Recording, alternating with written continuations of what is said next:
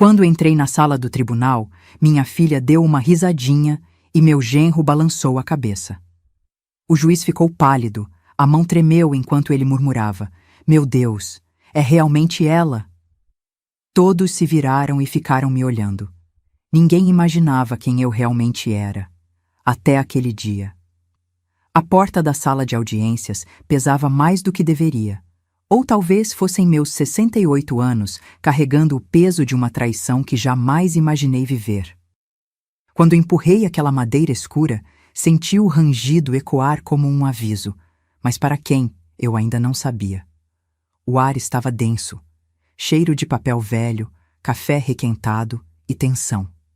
Meus olhos varreriam a sala antes mesmo de dar o primeiro passo.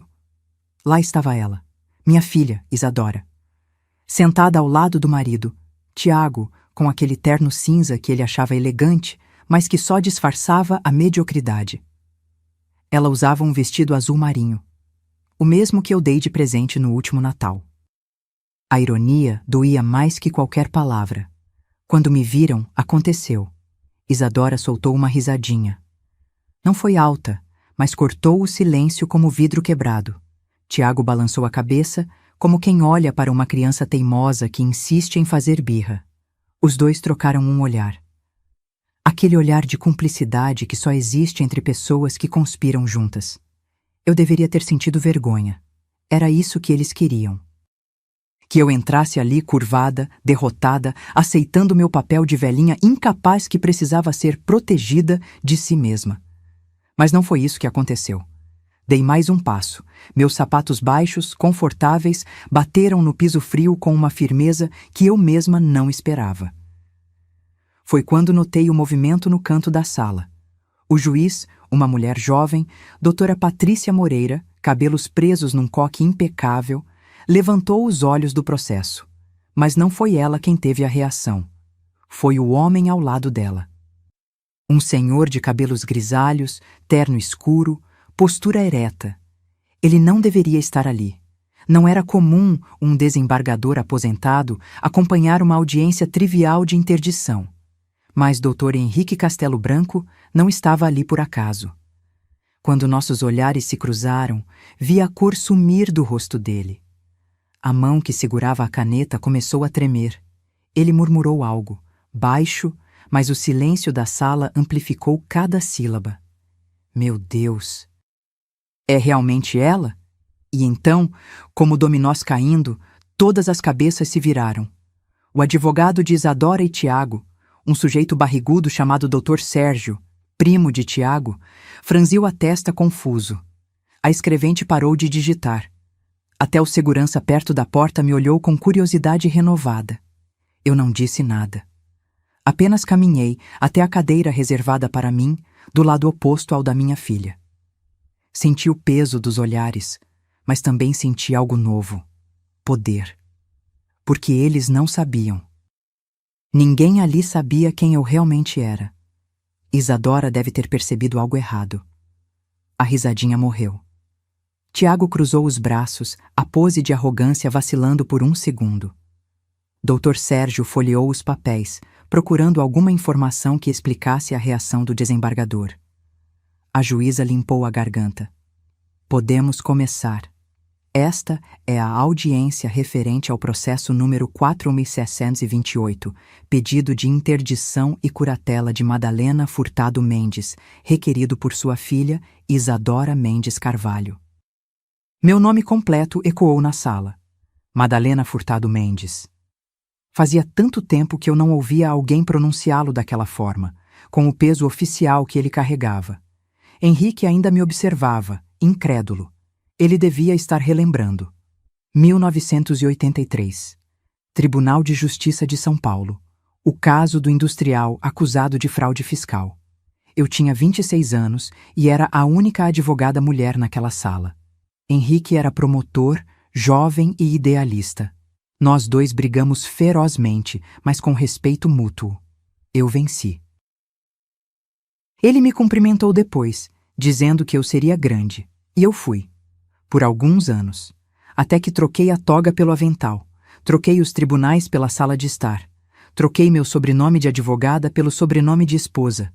Mas algumas coisas não se apagam. Algumas coisas apenas adormecem. Olhei para Isadora. Ela estava inquieta agora, roendo a lateral da unha. Um tique de nervosismo que ela herdou de mim. Tiago sussurrou algo no ouvido dela, provavelmente tentando acalmá-la. Eu quis sorrir.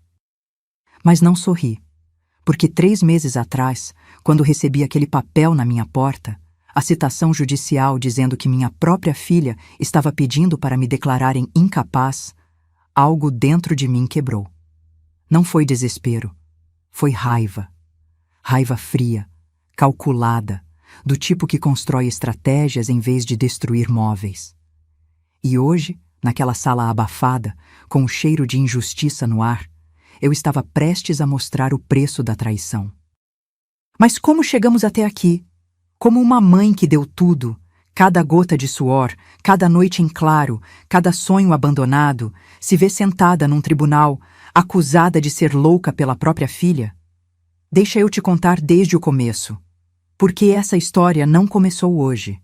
Começou há 8 meses, no dia em que meu marido Arnaldo fechou os olhos pela última vez e minha filha finalmente mostrou quem sempre foi.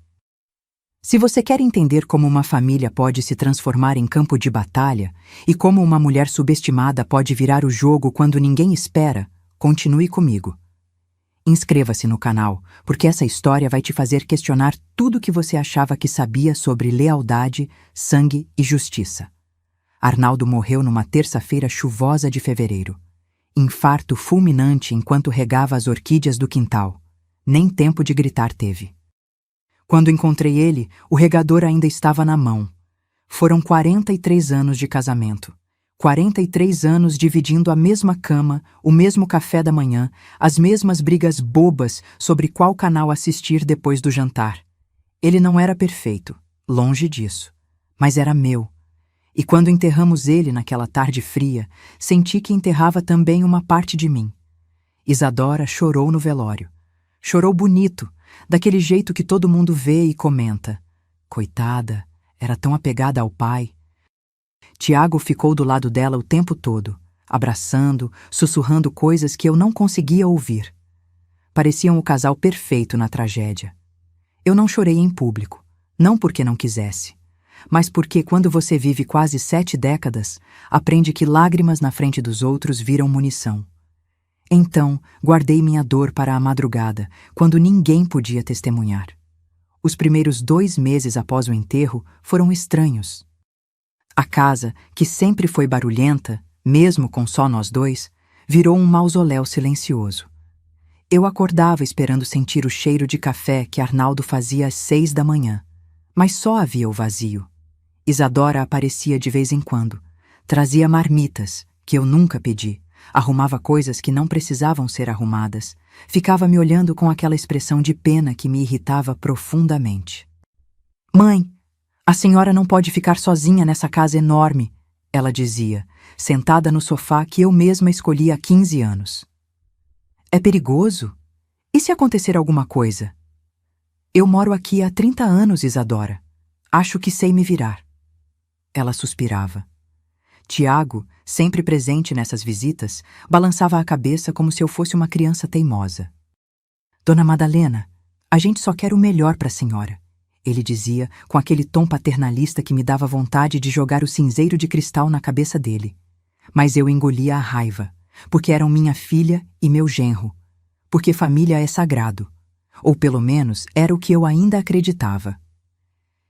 A verdade começou a aparecer quando o inventário entrou em cena. Arnaldo tinha sido metódico a vida inteira. Trabalhou 38 anos como gerente administrativo numa distribuidora de alimentos.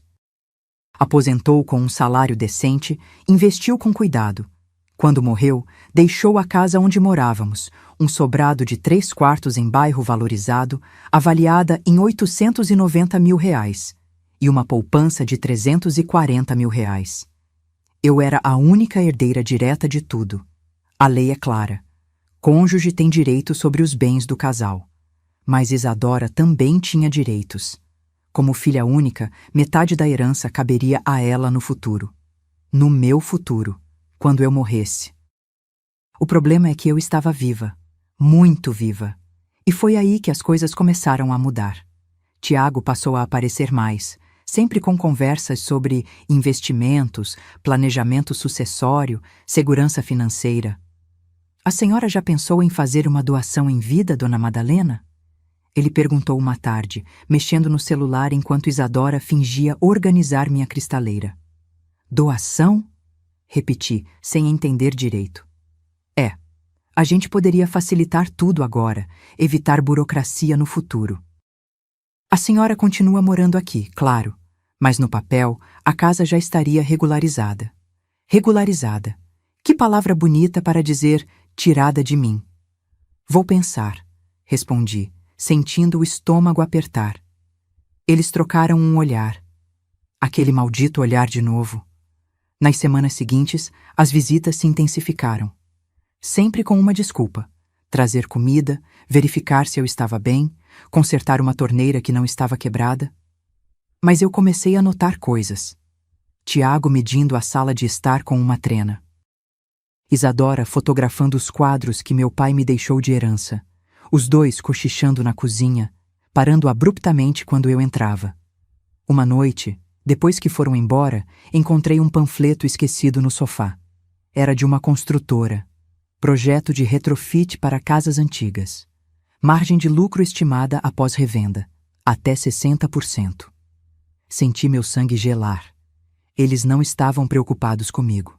Estavam preocupados com o imóvel. E a única coisa no caminho deles era eu. Foi quando entendi. Eu não era mais a mãe. Eu era o obstáculo. A campanha começou devagar. Tão devagar que no início nem parecia campanha. Isadora ligava todo dia, às vezes 2, 3 vezes, sempre com a mesma ladainha. Mãe, a senhora tomou os remédios? Eu nem tomava remédio. Só um para a pressão de vez em quando o médico insistia, mas ela perguntava como se eu fosse uma paciente terminal esquecida num asilo. Tomei, filha, eu respondia cansada. Tem certeza?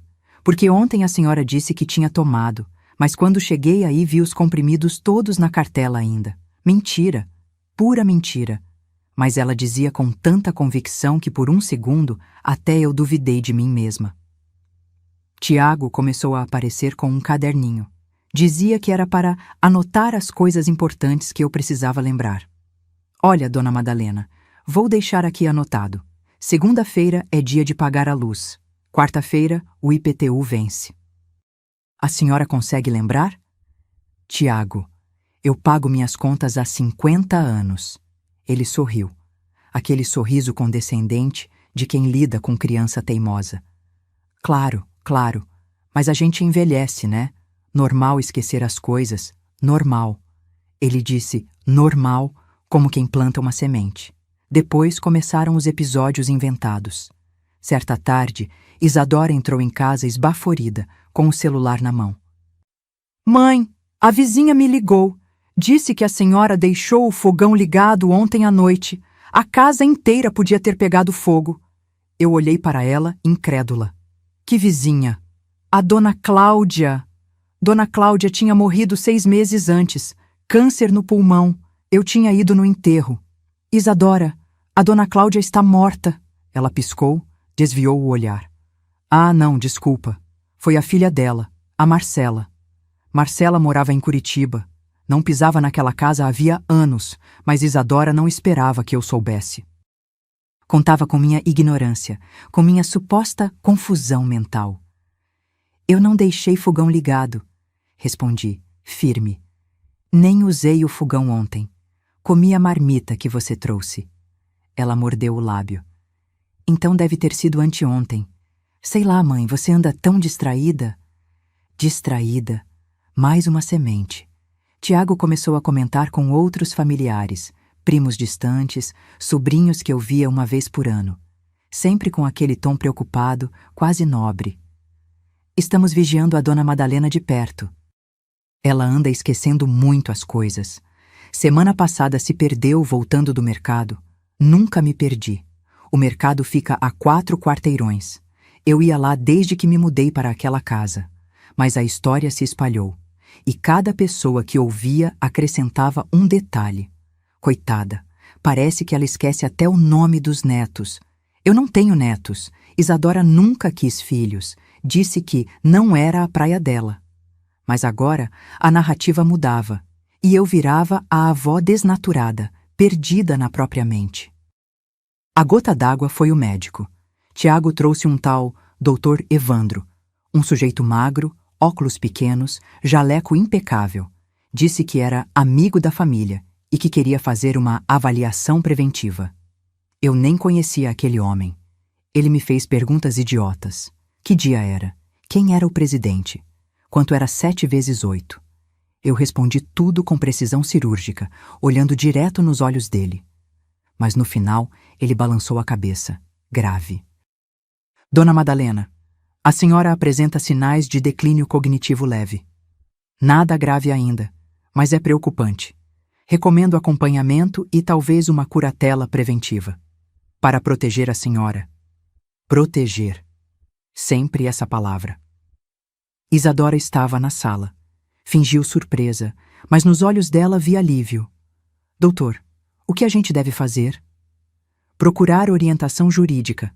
Garantir que ela não tome decisões financeiras precipitadas. A interdição pode ser a melhor saída. Interdição.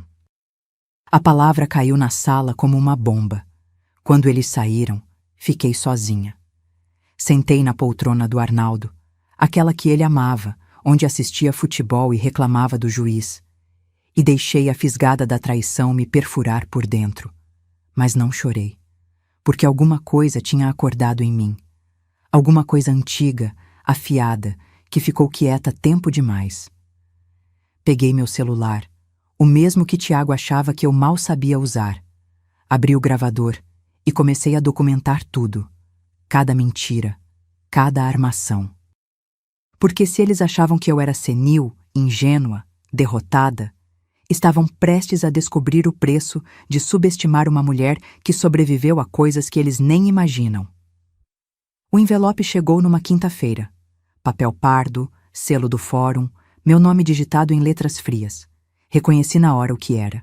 Qualquer um que já passou pelo sistema judicial reconhece. Citação. Minhas mãos tremeram quando rasguei o lacre, não de medo, de fúria contida. Processo no 4º ISST 28/2025. Requerente: Isadora Mendes Carvalho. Requerida: Madalena Furtado Mendes. Objeto: interdição e curatela. Li cada palavra 3 vezes. Cada linha era uma facada diferente. A petição inicial estava anexada. 17 páginas de mentiras jurídicas bem construídas. O advogado, esse tal de Dr. Sérgio Carvalho, primo de Tiago, tinha caprichado. Descrevia uma mulher que eu não reconhecia. A requerida apresenta esquecimentos frequentes, desorientação temporal, dificuldade em gerir suas finanças, comportamento errático. Comportamento errático. Eu que acordava às 6 da manhã todos os dias, tomava café, regava as plantas, lia o jornal, pagava contas online sem ajuda de ninguém. Anexaram laudos, 3 laudos médicos. Um deles assinado pelo tal Dr. Evandro, que me avaliou naquela tarde armada. Os outros 2 eu nem conhecia os médicos. Provavelmente compraram as assinaturas. Tinha mais. Declarações de testemunhas, vizinhos que supostamente me viram confusa na rua, uma funcionária de farmácia que alegou que a senhora comprou o mesmo remédio 2 vezes no mesmo dia, esquecida. Tudo inventado, tudo fabricado com uma precisão assustadora. E no final, o pedido: interdição total, nomeação de Isadora como curadora, transferência da administração de todos os bens. Todos. Os bens, a casa, a poupança, tudo. Sentei no sofá, ainda segurando os papéis. O relógio da parede marcava 3 da tarde. A casa estava silenciosa, mas dentro de mim havia um furacão. Isadora chegou meia hora depois. Ela tinha chave. Eu tinha dado anos atrás, quando achei que minha filha era minha aliada. Entrou com aquela cara de cordeiro. Vinha preparada para a cena. Mãe, eu preciso conversar com a senhora. Levantei os olhos devagar. Mostrei o envelope. Sobre isso, ela engoliu seco. Tiago apareceu atrás dela, como sempre. Meu genro adorava se esconder atrás da esposa quando a situação ficava difícil. Mãe, por favor, deixa eu explicar. Explica. Cortei, seca. Ela sentou na ponta da poltrona, ensaiada. Cada gesto parecia decorado. A gente só quer proteger a senhora. A casa é muito grande, a senhora tá sozinha, qualquer coisa pode acontecer. E o dinheiro? Mãe, a senhora pode ser enganada, pode cair em golpe. Golpe, repeti, deixando a palavra flutuar. Tipo o golpe que vocês estão aplicando em mim agora? O rosto dela endureceu. Não é golpe, é cuidado. Cuidado seria me perguntar se eu preciso de ajuda. Cuidado seria conversar comigo. Vocês foram direto ao juiz, Isadora. Me acusaram de louca sem me dar chance de defesa. Tiago finalmente abriu a boca com aquele tom que ele achava conciliador. Dona Madalena, a senhora tá levando pro lado pessoal. É só uma formalidade legal. A senhora continua morando aqui. A gente só vai administrar as finanças, garantir que tudo fique em ordem. Em ordem para quem? Para vocês? Ele cruzou os braços. A casa tá no nome da senhora e do falecido. Com a interdição, a gente consegue finalizar o inventário mais rápido, vender se necessário, investir melhor o dinheiro. Vender. Aí estava. A palavra que eles evitavam, mas que sempre esteve no centro de tudo. Vocês querem vender minha casa? Falei, cada sílaba pesando como chumbo. Isadora tentou segurar minha mão. Eu puxei. Mãe, não agora, mas no futuro, talvez. Para conseguir um lugar menor, mais fácil de cuidar, e o resto do dinheiro fica rendendo para vocês. Silêncio. Tiago suspirou, irritado. A senhora está sendo dramática. A gente é família. Tudo que é da senhora vai ser nosso um dia mesmo. A gente só está adiantando o processo para evitar problema. Família. Essa palavra tinha perdido completamente o significado. Olhei para minha filha. Procurei nos olhos dela algum traço da menina que embalei no colo, que ensinei a ler, que defendi de valentões na escola. Não encontrei nada. Assina os papéis, mãe, ela disse, cansada. Vai ser melhor para todo mundo. O Dr. Sérgio disse que se a senhora aceitar, o processo é rápido. Indolor. Indolor. Como se arrancar minha dignidade, minha autonomia, minha vida inteira fosse um procedimento cirúrgico simples. Não vou assinar. Tiago bufou. Então vai ser do jeito difícil. O juiz vai nomear um perito, fazer avaliação e no final vai dar a mesma coisa. A senhora só vai gastar mais dinheiro com o advogado. Eles levantaram. Isadora ainda tentou um último apelo emocional. Mãe, pensa bem. Faz isso pela gente. Pelo seu bem. Pelo meu bem. Eles saíram. Eu tranquei a porta atrás deles. Depois, liguei o gravador do celular novamente. Tinha tudo. Cada palavra. Cada confissão involuntária. Sorri sozinha, amargo. Eles achavam que tinham armado a emboscada perfeita. Mas estavam prestes a descobrir que a presa sabia caçar. Naquela noite, não consegui dormir. Fiquei sentada na escrivaninha do quarto, aquela que Arnaldo me deu de aniversário há 20 anos.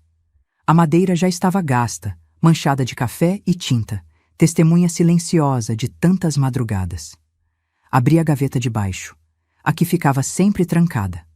Lá dentro, guardado entre papéis velhos e fotografias amareladas, estava ele, meu passado, embrulhado em couro marrom. Passei os dedos pela superfície da pasta. Senti o relevo das letras douradas, meio apagadas pelo tempo. Madalena Furtado, OAB SP 34.719. Fazia décadas que não abria aquilo. Dentro, minha carteira de advogada. A foto era de uma mulher jovem, olhar determinado, cabelo curto impecável. Eu tinha 24 anos quando tirei essa foto. Acabara de passar no exame da ordem. Terceira da turma. Embaixo da carteira, recortes de jornal cuidadosamente preservados. Manchetes que minha mãe colecionou, orgulhosa. Jovem advogada vence caso impossível contra gigante do setor imobiliário. Madalena Furtado, a nova promessa do direito criminal paulista. Mulher enfrenta machismo e vence em tribunal lotado. Sorri amargo. Aquela mulher parecia outra pessoa, mas não era. Ela estava aqui, debaixo das rugas, das dores nas costas, dos cabelos grisalhos. Eu fui boa, muito boa. Nos anos 80, ser advogada mulher era nadar contra a maré com pedras amarradas nos pés. Os colegas homens me tratavam como secretária. Os juízes ignoravam meus argumentos até que eu elevava a voz. Os clientes desconfiavam até eu vencer o primeiro processo. Mas eu venci. Muitos. Defendi empresários, donas de casa acusadas injustamente, trabalhadores esmagados por patrões poderosos. Cada vitória me dava uma reputação maior, e cada reputação me dava casos mais difíceis. Foi num desses casos que conheci Henrique Castelo Branco. Era 1983. Eu tinha 26 anos. Ele, 29. Promotor público recém-nomeado, idealista, rigoroso. O caso era de um industrial acusado de sonegação fiscal, valores que hoje pareceriam ridículos, mas na época eram uma fortuna. Henrique me enfrentou com tudo. Cada argumento meu, ele revidava. Cada testemunha que eu apresentava, ele desqualificava. Durante 6 meses, aquele tribunal virou um campo de batalha. Eu ganhei. Não porque meu cliente era inocente, talvez não fosse, mas porque Henrique cometeu um erro processual, pequeno, quase invisível. Eu notei, usei. Depois da sentença, ele me procurou no corredor. Doutora Madalena, disse estendendo a mão. Foi uma honra enfrentar a senhora. Mesmo perdendo, apertei a mão dele. A honra foi minha, doutor Henrique. Ele sorriu. A senhora vai longe. Vai ser uma das grandes. Fui, por um tempo. Casei aos 30. Arnaldo era contador. Conheci num caso corporativo. Homem quieto, confiável, totalmente diferente do mundo acelerado dos tribunais. Ele me acalmava. Aos 33, engravidei de Isadora. A gravidez foi difícil. Pressão alta, repouso absoluto nos últimos meses. Arnaldo me pediu para desacelerar. Amor, você não precisa provar nada para ninguém. A gente tem dinheiro guardado. Fica em casa, cuida de você, da nossa filha. Depois, se quiser, você volta. Eu acreditei. Depois que Isadora nasceu, mergulhei na maternidade. Amamentação, fraldas, noites acordadas. Minha licença virou afastamento. Afastamento virou ausência. Quando tentei voltar, 2 anos depois, o mundo tinha mudado. Meus clientes tinham arranjado outros advogados, meus contatos esfriaram. E Arnaldo? Arnaldo sempre tinha uma desculpa para eu adiar a volta. Isadora precisa de você agora. Ela é tão pequena. Amor, será que vale a pena? Você tá tão estressada quando trabalha. A gente não precisa de dinheiro. Relaxa. Relaxei. E quando vi, 15 anos tinham passado. Isadora estava adolescente. Eu estava com 40 e tantos. E minha carreira estava enterrada.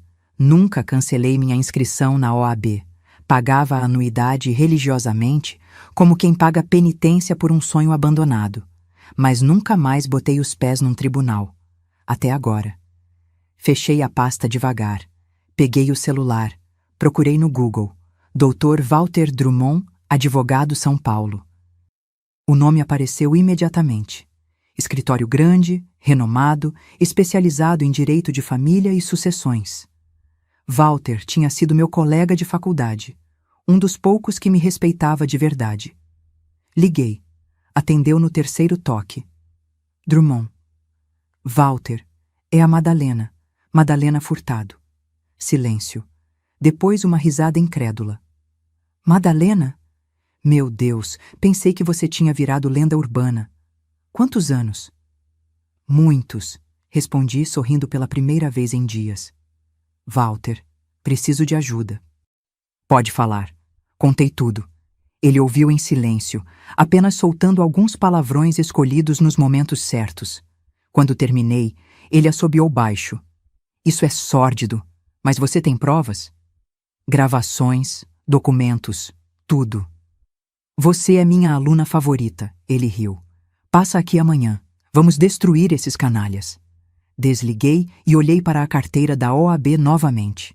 A mulher da foto ainda estava viva, e ela estava com fome de justiça.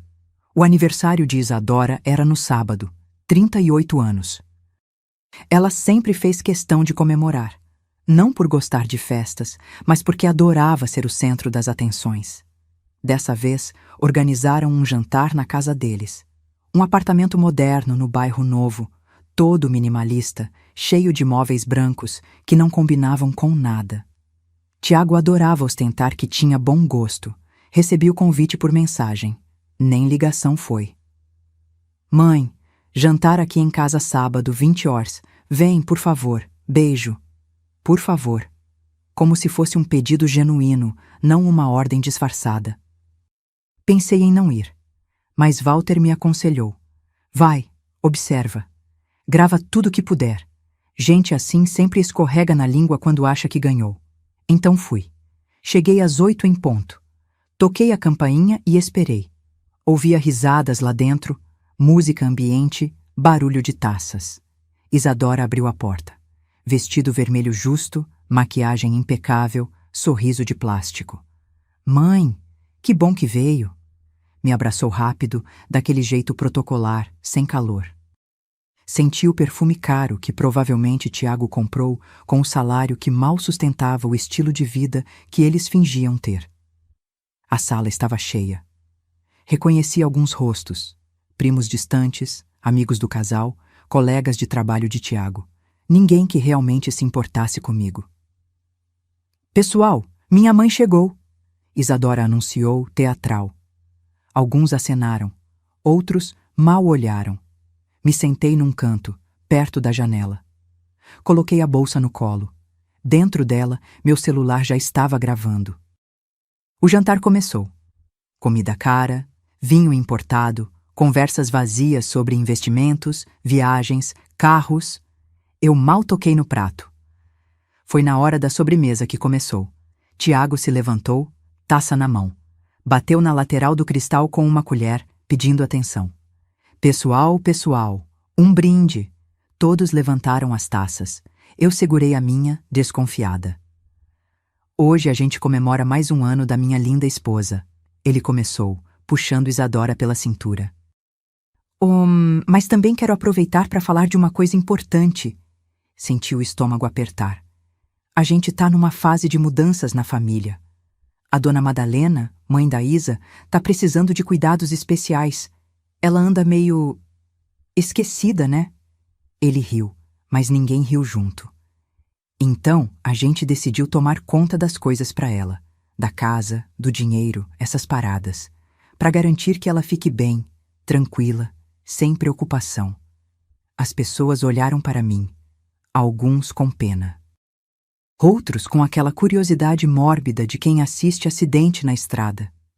Isadora completou, em tom melodramático. É difícil, gente. Ver minha mãe assim, tão frágil. Mas a gente tem que ser forte, né? Fazer o que precisa ser feito. Ela se aproximou de mim, pousou a mão no meu ombro. Um gesto que parecia carinho, mas era posse. Não se preocupe, mãezinha. A gente vai cuidar de tudo para você. Do dinheiro, da casa, de tudo. Você não precisa se preocupar com nada mais. Senti as unhas dela cravarem levemente no meu ombro. A mesa ficou em silêncio constrangedor. Minha prima Beatriz, a única pessoa ali que ainda tinha alguma decência, desviou o olhar. Tiago ergueu a taça.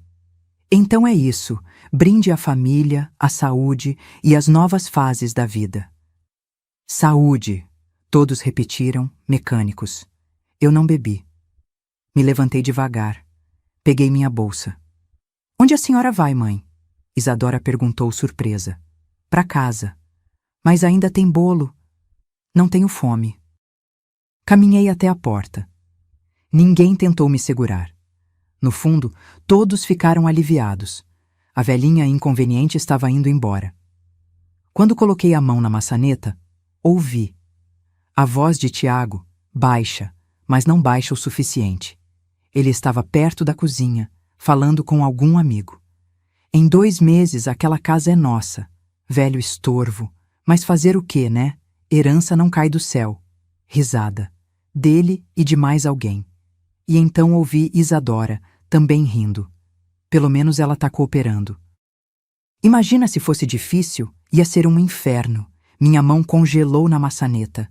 Estorvo. Ela me chamou de estorvo. Respirei fundo. Não me virei. Não disse nada. Abri a porta e saí. No elevador, sozinha, deixei as lágrimas caírem. Não de tristeza, de raiva, de indignação, mas também de determinação. Porque agora eu tinha tudo. Cada palavra, cada confissão. E eles não faziam ideia do que estava por vir. Na segunda-feira de manhã, estava sentada no escritório de Walter Drummond. 12º andar de um prédio espelhado na Avenida Paulista. A sala tinha vista para a cidade inteira. Uma selva de concreto que já foi minha. Walter estava mais velho, claro. Cabelos grisalhos, óculos de grau grosso, mas o mesmo sorriso afiado de quem adora um bom combate jurídico. Deixa eu ver essas gravações. Pediu, estendendo a mão. Passei meu celular. Ele conectou num notebook, colocou fones de ouvido e ficou 40 minutos em silêncio absoluto, apenas ouvindo. Vi as expressões mudarem no rosto dele. Surpresa, indignação. E no final, um sorriso perigoso. Tirou os fones. Madalena, isso aqui é ouro, ouro puro. Serve. Serve. Isso destrói o processo deles. Litigância de má-fé, falsidade ideológica, tentativa de estelionato. Posso enquadrar em uns 5 crimes diferentes só de cabeça. Senti um alívio enorme. Então você aceita o caso? Ele me olhou como se eu tivesse ofendido. Aceito? Madalena, eu vou fazer de graça se for preciso. Mas você vai pagar, porque sei que você tem dinheiro e orgulho demais para aceitar caridade. Ri. Primeira vez em semanas que ri de verdade. Quanto? 20 mil de honorários iniciais. Se ganharmos, e vamos ganhar, mais 15% de qualquer indenização. Fechado. Apertamos as mãos. Walter pegou um bloco, começou a rabiscar. Vou pedir a juntada dessas gravações como prova. Requerer perícia independente para provar sua capacidade mental. E vou sugerir que o juiz tome ciência das reais intenções da sua filha. Tem mais uma coisa, falei hesitante. Pode falar. Eu quero que o desembargador Henrique Castelo Branco saiba desse caso. Walter ergueu as sobrancelhas. Castelo Branco? O lendário? Conheço ele. Trabalhamos juntos nos anos 80. Madalena, você é uma caixa de surpresas. Ele me respeitava. Se souber que estou sendo vítima disso, talvez acompanhe a audiência. Como observador, só para garantir que as coisas sejam feitas direito. Walter pensou por um momento. É irregular, mas não é proibido. E a presença dele na sala ia intimidar qualquer um. Deixa comigo. Saí do escritório com algo que não sentia há tempos, esperança. Mas ainda faltava uma peça. À tarde, peguei um táxi até um bairro residencial na Zona Sul, endereço que tinha anotado num papel amarelado. Toquei a campainha de uma casa modesta, bem cuidada, com jardim de rosas na frente. Uma senhora de cabelos brancos abriu a porta. Sim? Dona Irene? Ela me olhou, confusa. Sou eu. Quem é a senhora? Meu nome é Madalena. Fui advogada há muitos anos atrás. A senhora não me conhece, mas eu defendi seu marido em 1987, caso de acidente de trabalho. Os olhos dela se arregalaram. Alfredo? Isso. Conseguimos a indenização integral. Ele pôde se aposentar com dignidade. Ela levou a mão ao peito, emocionada. Meu Deus! Doutora Madalena, entre, por favor. Sentamos na salinha simples. Ela me serviu café. Conversamos sobre Alfredo, que tinha falecido 3 anos atrás, sobre a vida, sobre memórias. Então contei minha história. Quando terminei, Dona Irene estava com lágrimas nos olhos. Que horror! A própria filha... Eu sei que é muito pedir, dona Irene, mas preciso de testemunhas que confirmem minha capacidade mental. Pessoas que me conhecem, que podem atestar que estou lúcida, funcional. Ela não hesitou. Eu vou. Vou depor o que for preciso. A senhora salvou minha família. Agora é minha vez. Visitei mais 3 ex-clientes naquela semana. Todos aceitaram ajudar. Walter também providenciou uma bateria de exames. Neurologista, psiquiatra, geriatra. Todos confirmaram. Capacidade mental plena. Nenhum sinal de demência ou declínio cognitivo. Na sexta-feira, Walter me ligou. Consegui. Castelo Branco vai estar na audiência. Como observador? Oficialmente. Mas todos vão saber quem ele é. A juíza titular vai ficar nervosa, os advogados da outra parte vão suar frio. Perfeito. Madalena, tem certeza que quer fazer isso? Sua filha vai ficar exposta. Publicamente. Fechei os olhos. Pensei na risadinha dela no aniversário. No velho estorvo. Nas mentiras, nas armações, na frieza. Tenho certeza. Então prepara o coração. Porque quando a gente entrar naquela sala, não vai ter volta. Desliguei. Olhei para o espelho do corredor. A mulher refletida tinha rugas, cabelos brancos, marcas do tempo. Mas nos olhos dela brilhava o fogo de quem nunca desistiu. A advogada tinha voltado e ela estava pronta para a guerra. O dia da audiência amanheceu cinzento. Céu carregado, ameaça de chuva. Como se até o tempo soubesse que algo importante ia acontecer. Me vesti com cuidado. Calça social preta, blusa branca discreta, sapatos baixos confortáveis. Nada chamativo. Queria parecer exatamente o que eles esperavam. Uma senhora simples, inofensiva. A surpresa viria depois. Walter passou para me buscar às 9. No carro, ele repassou a estratégia. Deixa eles falarem primeiro. Quanto mais confiantes, melhor. Quando for sua vez, mantenha calma. Técnica, precisa, cirúrgica. Como nos velhos tempos. Exatamente. Chegamos ao fórum às 9h40. O corredor estava cheio. Advogados, partes, testemunhas. O cheiro de papel velho e café requentado me trouxe memórias que eu achava enterradas. Isadora e Tiago já estavam lá. Ela de vestido azul marinho, o que eu dei de presente. Ele de terno cinza que tentava parecer mais caro do que era. O doutor Sérgio, advogado deles, conversava no celular, rindo de alguma piada particular. Quando me viram chegar com Walter, a risada morreu. Isadora olhou confusa. Mãe, quem é esse? Meu advogado. Tiago franziu a testa. A senhora contratou o advogado? Pra quê? A gente só quer resolver isso em família. Walter respondeu por mim, voz firme. Doutor. Walter Drummond, OABSP 18432. E isso deixou de ser assunto de família quando vocês entraram com processo judicial. Dr. Sérgio se aproximou tentando parecer confiante, mas havia tensão no maxilar. Drummond? O Drummond do escritório da Paulista? Esse mesmo. Isso aqui é uma interdição simples. Não precisa de artilharia pesada. Walter sorriu. Ah, mas eu discordo. Acho que vai precisar. Entramos na sala quando chamaram o processo. Era uma sala pequena, sem júri. Apenas uma mesa comprida onde a juíza se sentaria, cadeiras para as partes, um ar-condicionado velho que fazia barulho. Mas havia uma cadeira extra ao lado da mesa da juíza. E nela estava ele, Dr. Henrique Castelo Branco. Cabelos completamente brancos agora, óculos de armação fina, terno escuro impecável. A postura ereta de quem passou a vida inteira fazendo a lei ser cumprida. Quando entrei, nossos olhares se cruzaram. Vi o reconhecimento imediato. A incredulidade. Ele sabia quem eu era, ou quem eu tinha sido. A cor sumiu do rosto dele. A mão que segurava a caneta tremeu visivelmente. Murmurou, baixo, mas audível no silêncio tenso. Meu Deus, é realmente ela? Todas as cabeças se viraram. Isadora olhou de mim para ele confusa.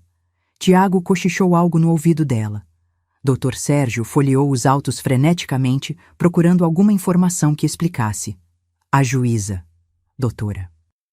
Patrícia Moreira, jovem, talvez 30 e poucos anos, entrou e bateu o martelo. Audiência de justificação. Processo 4.728. Pedido de interdição. Podem sentar. Todos se sentaram. Eu, ao lado de Walter. Isadora e Tiago, do outro lado, com Dr. Sérgio. Doutora Patrícia notou a presença de Henrique e pareceu nervosa. Desembargador Castelo Branco, é uma honra tê-lo como observador. Ele apenas acenou, mas continuou me olhando. A juíza limpou a garganta. Vamos começar. Dr. Sérgio, a palavra é sua. O advogado se levantou, confiante demais. Meritíssima, o caso é simples. A requerida, Madalena Furtado Mendes, com 68 anos, viúva, apresenta sinais evidentes de declínio cognitivo. Esquecimentos, desorientação, dificuldade em administrar patrimônio. Juntamos laudos médicos, testemunhos, documentação extensa. A família apenas busca protegê-la, garantindo que seus bens sejam administrados com responsabilidade até ela morrer. Walter interrompeu seco. Dr. Sérgio ficou vermelho. Isso é uma interpretação leviana. É a interpretação correta. Doutora Patrícia bateu o martelo. Ordem, por favor. Dr. Sérgio, continue. Ele passou os próximos 10 minutos apresentando os laudos falsos, as testemunhas compradas, a narrativa construída. Cada mentira soava convincente porque estava bem embrulhada em linguagem técnica. Isadora chorou em alguns momentos. Tiago segurou a mão dela, teatral. Quando o Dr. Sérgio terminou, sentou satisfeito. Doutora Patrícia olhou para mim. Dona Madalena, a senhora gostaria de se manifestar? Levantei devagar. Walter colocou a mão no meu braço, encorajador. Respirei fundo. E quando falei, não foi com a voz trêmula de uma velhinha assustada. Foi com a voz afiada de uma advogada que nunca perdeu o instinto. Meritíssima, meu nome completo é Madalena Furtado Mendes. Sou advogada OAB SP 34.819, inscrita desde 1979. Atuei por 15 anos em direito criminal e civil. Venci casos contra empresas multinacionais. Defendi centenas de clientes. Me afastei voluntariamente para cuidar da minha família. Mas nunca, em momento algum, perdi minha capacidade mental. O silêncio na sala era sepulcral. Isadora estava branca, Tiago, boquiaberto, Dr. Sérgio, em pânico. Henrique Castelo Branco sorriu. Pequeno, mas genuíno. E eu continuei, porque agora, finalmente, era a minha vez. Puxei uma cadeira mais perto da mesa, como fazia 40 anos atrás, quando desmontava testemunhas. Minha voz estava firme, cirúrgica, cada palavra escolhida com precisão. Meritíssima, gostaria de apresentar provas que não constam nos autos, provas que mostram a real motivação deste processo. Doutora Patrícia inclinou-se para a frente, interessada. Prossiga. Walter abriu a pasta e começou a distribuir cópias. Transcrições das gravações, laudos médicos verdadeiros, declarações das testemunhas que ele tinha reunido. Primeiro, os laudos médicos apresentados pela parte autora. Continuei, apontando para os documentos. O doutor Evandro Pinheiro, que supostamente me avaliou, atende numa clínica particular de propriedade do genro da requerente, Tiago Carvalho. Conflito de interesses evidente. Dr. Sérgio tentou se levantar. Isso é uma acusação sem fundamento. Henrique Castelo Branco falou pela primeira vez, voz grave. Deixa a doutora terminar. Doutora. Ele me chamou de doutora. Dr. Sérgio sentou, derrotado. Além disso, prossegui. Providenciei avaliações independentes com 3 especialistas diferentes: neurologista, psiquiatra e geriatra. Todos atestaram capacidade mental plena. Os laudos estão aqui. Entreguei os documentos à juíza. Ela folheou rapidamente, impressionada. Segundo ponto, as testemunhas. A funcionária de farmácia que alegou que comprei remédio 2 vezes? Nunca aconteceu. A vizinha que disse que deixei o fogão ligado? Está morta há 6 meses.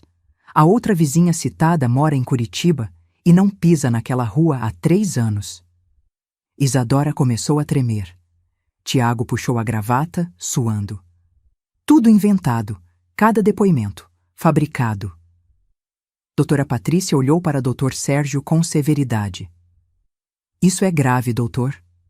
Ele abriu a boca, mas nada saiu. E agora, a cereja do bolo, falei, sentindo uma satisfação amarga. Gravações. Walter conectou o notebook num alto-falante. O áudio começou a tocar. Primeiro, a conversa na minha casa, quando Isadora e Tiago tentaram me convencer a assinar os papéis. A voz de Tiago ecoou na sala. A senhora está sendo dramática. A gente é família. Tudo que é da senhora vai ser nosso um dia mesmo. A gente só está adiantando o processo para evitar problema. Isadora fechou os olhos, mortificada. Mas não terminei. A segunda gravação começou. A festa de aniversário. A voz de Tiago, clara, debochada. Em 2 meses aquela casa é nossa. Velho estorvo. Mas fazer o quê, né? Herança não cai do céu. E então, a risada de Isadora. Pelo menos ela tá cooperando. Imagina se fosse difícil, ia ser um inferno. O silêncio que seguiu foi ensurdecedor. Doutora Patrícia estava pálida. Henrique balançou a cabeça, indignado. Até a escrevente parou de digitar, chocada. Isadora soluçou. Tiago estava vermelho, olhando para o chão. Velho estorvo, repeti, deixando as palavras pairarem. Foi assim que meu genro me chamou. E minha filha riu. Concordou. Virei para Isadora. Nossos olhos se encontraram. Eu te dei a vida. Abri mão da minha carreira por você. Passei noites acordada quando você tinha febre. Vendi joias da minha mãe para pagar sua faculdade particular quando o dinheiro apertou. E você... Você me chama de estorvo. Ela tentou falar, mas apenas chorou mais alto. Meritíssima, continuei voltando para a juíza. Este processo não é sobre minha capacidade mental. É sobre ganância. É sobre 2 pessoas que não querem esperar uma herança e decidiram fabricar uma interdição para tomar o que é meu ainda em vida. Doutora Patrícia folheou os documentos cada vez mais tensa. A senhora tem mais alguma prova? Tenho. Declarações de 4 ex-clientes meus, pessoas que acompanho há décadas, atestando minha lucidez. Extratos bancários mostrando que administro minhas finanças perfeitamente. E isso? Coloquei na mesa minha carteira da OAB. Esta carteira tem 46 anos, está ativa, pago anuidade religiosamente. Nunca deixei de ser advogada meritíssima, apenas deixei de exercer. Mas a mulher que defendeu casos contra gigantes do mercado imobiliário, que enfrentou machismo em tribunais lotados, que venceu promotores brilhantes como o Dr. Henrique aqui presente, essa mulher nunca morreu. Henrique sorriu abertamente agora. Ela só estava dormindo, completei. E agora acordou. Doutora Patrícia colocou os papéis na mesa, bateu o martelo. Vou determinar uma pausa de 15 minutos. Quando voltarmos, quero ouvir explicações da parte autora. E, Dr. Sérgio, sugiro que consulte o Código de Ética da OAB, porque o senhor pode ter problemas sérios. Ela saiu. Henrique a acompanhou, mas antes piscou para mim. Na sala, restaram apenas nós. Isadora se levantou cambaleante, veio na minha direção. Mãe, eu... Levantei a mão cortando. Não, agora não. Tiago tentou bancar o arrogante uma última vez. A senhora vai se arrepender disso. A gente é família. Olhei para ele com todo o desprezo que sentia. Família não trama, família não mente, família não chama a própria sogra de estorvo. Ele empalideceu. Saí da sala com Walter. No corredor, encostei na parede, tremendo, não de medo, de adrenalina. Você arrasou? Walter disse, orgulhoso. Ainda não acabou. Ah, mas já ganhou. Eles não têm mais nada. Sorri cansada. Então agora vem a parte que eles vão odiar mais ainda. Qual? Justiça. Quando voltamos para a sala, a atmosfera tinha mudado completamente. Isadora estava com os olhos inchados. Tiago mordia as unhas, um tique nervoso que eu nunca tinha visto nele. Dr. Sérgio folheava seus papéis freneticamente, procurando alguma saída que não existia. Doutora. Patrícia entrou com uma expressão que eu conhecia bem dos meus tempos de tribunal. A cara de quem já decidiu e não vai mudar de ideia. Henrique voltou também, sentando-se com aquela postura impecável de sempre. Retomando, a juíza começou, voz firme. Dr. Sérgio, a parte autora tem algo a declarar? O advogado levantou, visivelmente abalado. Meritíssima, houve mal-entendidos. Meus clientes agiram de boa fé, preocupados genuinamente com a saúde da genitora. Mal-entendidos? Henrique interrompeu, sua voz ecoando com autoridade. Doutor, ouvi as gravações, vi os laudos falsos. Isso não é mal-entendido, é crime. Dr. Sérgio engoliu seco. Doutora Patrícia bateu o martelo. Vou além. Diante das provas apresentadas pela requerida, fica evidente que este processo foi movido com má-fé, baseado em falsas alegações e com o único propósito de apropriar-se indevidamente de patrimônio. Portanto, julgo improcedente o pedido de interdição e curatela. Isadora soltou um gemido baixo. Mais ainda, a juíza continuou, determino a abertura de inquérito para a apuração de litigância de má-fé, falsidade ideológica e possível estelionato. Os autos serão remetidos ao Ministério Público. Tiago ficou de pé, desesperado. Mas, doutora, isso vai arruinar... Sente-se, ela cortou, seca. Ele sentou. Quanto ao Dr. Sérgio Carvalho, determino a intimação da Ordem dos Advogados para análise de violação ética. Produzir petição baseada em laudos médicos fraudulentos é infração gravíssima. O rosto de Dr. Sérgio ficou cinza. A audiência está encerrada. A martelada final ecoou como um tiro. Walter apertou meu braço, triunfante. Henrique se aproximou, estendendo a mão. Doutora Madalena, foi uma honra presenciar isso. A senhora não perdeu o brilho. Apertei a mão dele, emocionada. Obrigada, Henrique, por tudo. Ele acenou e saiu, deixando um rastro de respeito por onde passava. Isadora tentou se aproximar, mas Walter bloqueou. Nem tente. Qualquer coisa que queiram dizer à minha cliente, façam por intermédio de advogado. Saímos do tribunal sob um céu que finalmente se abria. A chuva ameaçada nunca veio. Era como se até o tempo reconhecesse a vitória. Mas eu sabia que aquilo era só o começo. Nas semanas seguintes, a máquina da justiça girou implacável. O Ministério Público abriu investigação formal. Intimaram o doutor. Evandro, que confessou ter assinado o laudo sem me avaliar de verdade, Tiago pagou R$5.000 por aquilo. A clínica onde ele trabalhava rescindiu o contrato. As testemunhas falsas também foram localizadas. Uma confessou que Tiago ofereceu R$1.500 para mentir. Ela estava desempregada, desesperada, aceitou. Agora enfrentava processo por falso testemunho. Dr. Sérgio teve sua licença suspensa temporariamente pela OAB. O escritório que ele dividia com outros advogados o demitiu para proteger a reputação da banca. Tiago perdeu o emprego. A história vazou nas redes sociais. Alguém da audiência compartilhou e virou notícia em portais locais. Genro tenta internar sogra lúcida para roubar herança. A agência de publicidade onde ele trabalhava não quis associação com o escândalo. Demitiram ele em 48 horas. Isadora, que trabalhava meio período como consultora de moda, viu as clientes sumirem.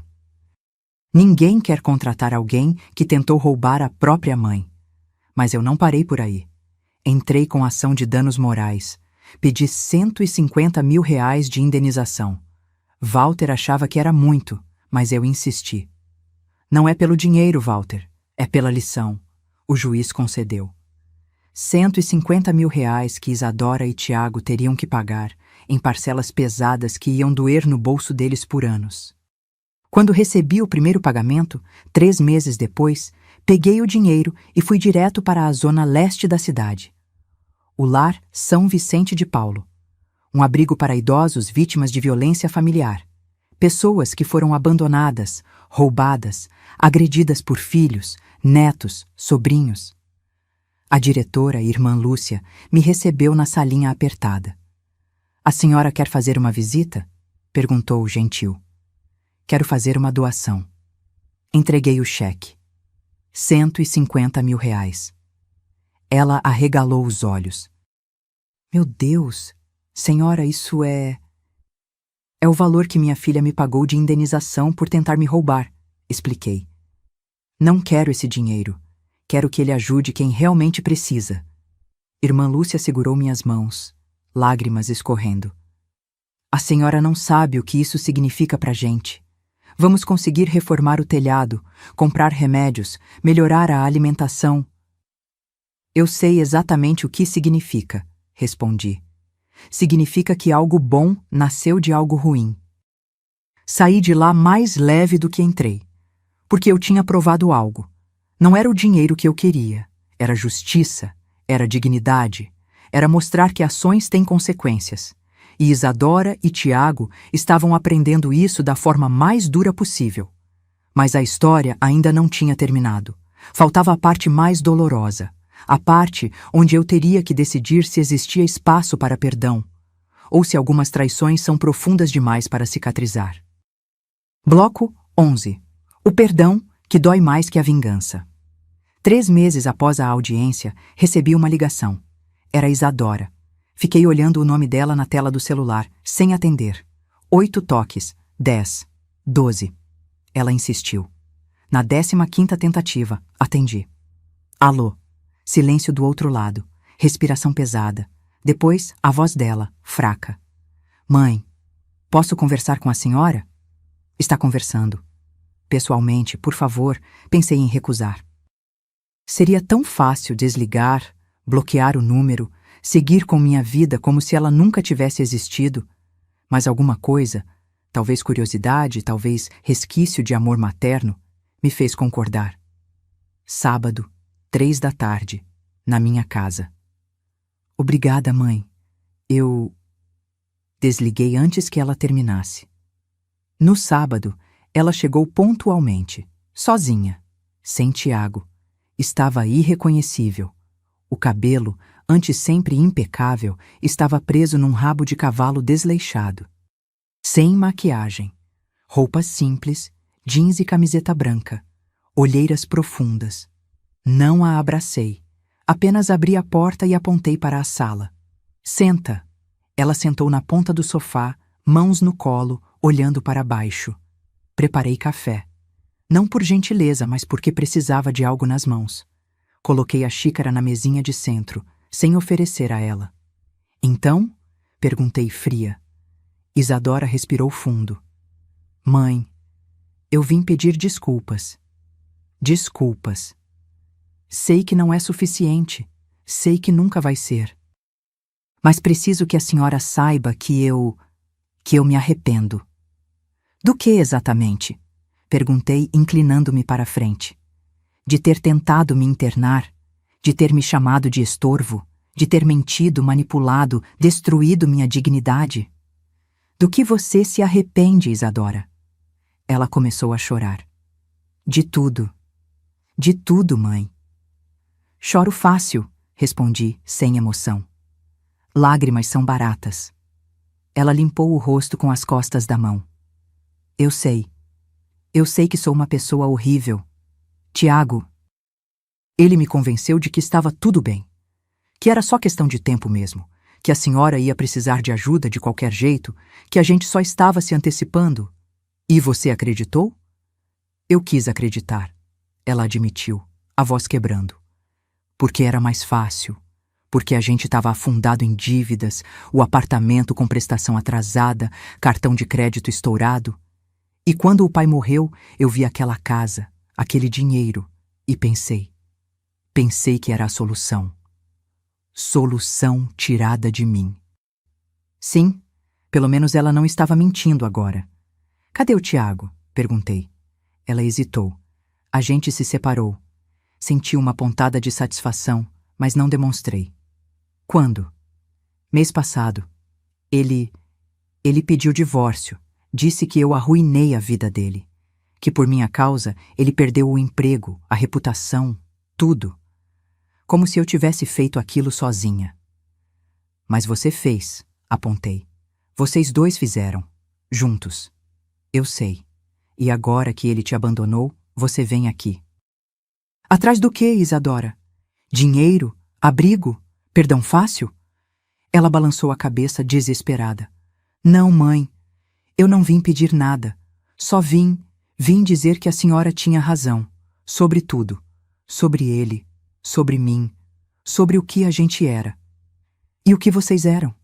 Aproveitadores. Pessoas ruins. Levantei, fui até a janela. Olhei para o quintal onde Arnaldo costumava regar as orquídeas. Sabe o que mais me machucou, Isadora? Perguntei sem olhar para ela. Não foi o dinheiro. Não foi a casa. Foi o desrespeito. Foi você olhar para mim e ver um obstáculo. Foi você rir quando Tiago me chamou de estorvo. Naquele momento, eu entendi que nunca fui sua mãe de verdade. Fui só a pessoa que bancou sua vida até você não precisar mais. Não é verdade? É sim, cortei, virando para ela. E você sabe que é. Ela desabou em soluços. Afundou o rosto nas mãos, o corpo inteiro tremendo. Parte de mim quis consolar. O instinto materno, velho e teimoso. Mas a parte racional, a que sobreviveu à traição, manteve os pés firmes no chão. Levanta, ordenei. Ela obedeceu, limpando o rosto. Você quer perdão? Perguntei. Não mereço. Não, não merece. Mas vou te dar algo melhor que perdão barato. Ela me olhou, confusa. Vou te dar uma chance. Uma única chance de provar que você é mais do que essa pessoa miserável que se vendeu por dinheiro. Como? Arranja um emprego. Qualquer um. Trabalha. Sustenta-se. Aprende o valor das coisas. E quando conseguir pagar a primeira parcela da indenização com seu próprio suor, sem a ajuda de ninguém, você volta aqui. Aí a gente conversa de novo. Mãe, eu já arranquei emprego, atendente numa clínica odontológica, ganhando menos que um salário mínimo. Ótimo. Então você já começou. Mas vai levar anos para pagar tudo. Exatamente, respondi. Porque perdão não é instantâneo. Confiança não se reconstrói em uma conversa. Você destruiu tudo que a gente tinha. Se quiser alguma coisa de volta, vai ter que reconstruir tijolo por tijolo. Ela acenou, engolindo o choro. E outra coisa, continuei. Não quero você aqui toda semana. Não quero telefonemas dramáticos. Você vive sua vida, aprende a se virar. E quando achar que cresceu de verdade, que entendeu a gravidade do que fez, aí você me procura. A senhora não vai me perdoar nunca, né? Olhei para ela por um longo momento. Perdão não é esquecer, Isadora, e eu nunca vou esquecer. Mas talvez, um dia, eu consiga olhar para você sem sentir essa dor no peito. Talvez... Ela assentiu, derrotada. Foi até a porta. Antes de sair, virou-se. Mãe, eu sinto muito. De verdade. Eu também. Fechei a porta e encostei nela. Chorei. Pela primeira vez em meses, chorei de verdade. Não de fraqueza, mas de aceitação. Aceitação de que algumas coisas quebram e nem sempre dá para colar de volta. Bloco 12. A lição final. 2 anos se passaram desde aquele dia no tribunal. 2 anos que mudaram tudo. Estou sentada agora num café em Buenos Aires, olhando o movimento da Avenida Corrientes. O sol da tarde ilumina as mesas na calçada.